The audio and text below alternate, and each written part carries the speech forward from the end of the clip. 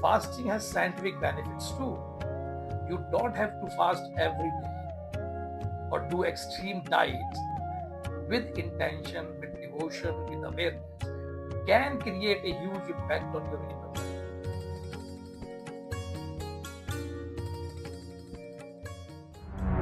Namaskar. Why do Hindus fast? In today's world, fasting is often seen as a wellness trend, a detox, or a dietary tool. But in Hindu tradition, fasting, which is called upasana, is something much deeper. It's a sacred discipline that helps us reconnect with the divine, refine our inner life, and master the body, breath, and mind.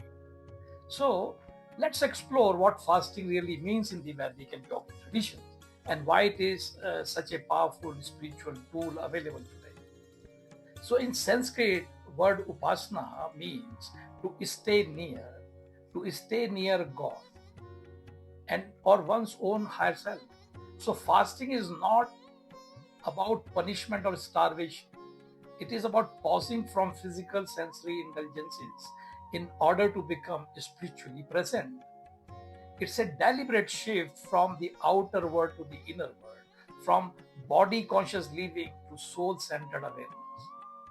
In Ashtanga Yoga, the outer disciplines are called Bahiranga sadhanas, which include practices like yam and niyam, which means ethical or moral discipline, asanas, which is we know as yogasana, pranayama, which is breath control.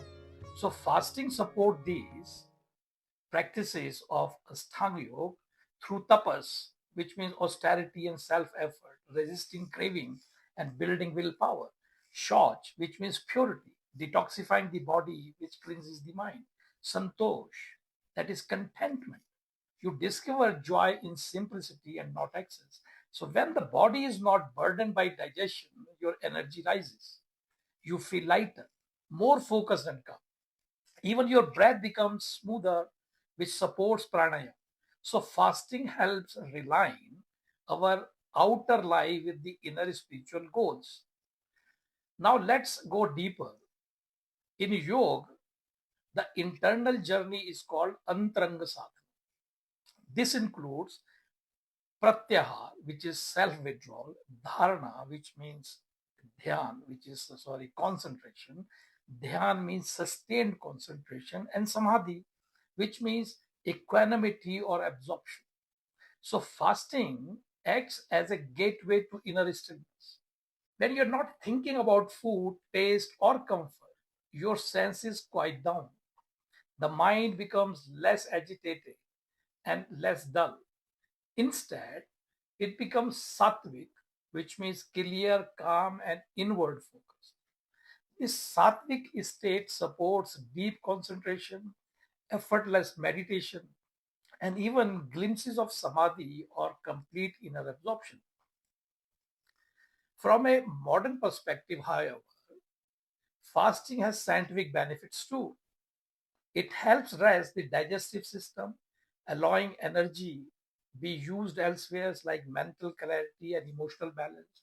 It slows the breath and heart rate, promoting a state of calm, alertness. It helps regulate hormones and metabolism, reducing inflammation. It can even stimulate neuroplasticity, supporting new learning and inner transformation. So, in short, when body rests, the mind sharpens and the spirit rises. So, in Hindu philosophy, Shat Sampati, that is the six inner values or six mental temperaments, which include self restraint and inner control. Fasting helps train the taste buds, and though through that, we begin to master other senses too. So eyes are no longer wander restlessly. Ear stop craving noise. The mind slows down. Each small victory over a craving or sensory organ becomes a step towards mastery over the restless mind.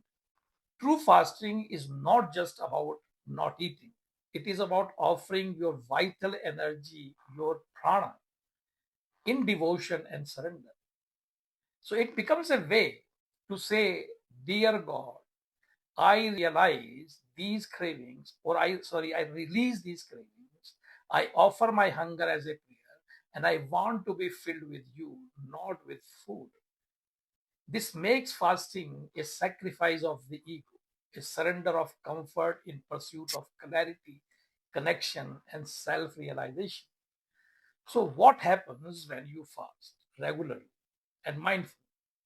You begin to notice less attachment to food or stimulation, more sensitivity to subtle energy, a quiet joy in simply being rather than consuming. This leads to a spiritual refinement, a subtle purification that makes you more present, more grateful, more aligned with your inner soul. You don't have to fast every day or do extreme diets, even occasional fasting done with intention, with devotion, with awareness, can create a huge impact on your inner life.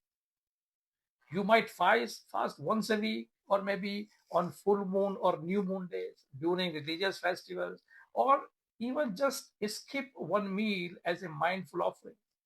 So let your fasting be not just from food, but also from negative thoughts, unnecessary speech, overstimulation. So let it become a full body pause, a day of peace, silence, and stillness. So, to conclude, fasting is a spiritual technology used by sages, yogis, and saints not to torture the body, but to free the spirit. It is a journey from desire to contentment, from body to soul, from distraction to devotion. It helps us remember that beneath our hunger for food is a deeper hunger for truth, peace, and divine connection. So, next time when you fast, don't just close your kitchen, open your heart. Thank you. May your fasting bring light, peace, and deeper awareness to your path. I hope you liked what you heard. If you did, please like, share, and subscribe this channel and write production in the comment section and follow this channel for similar content. Namaskar.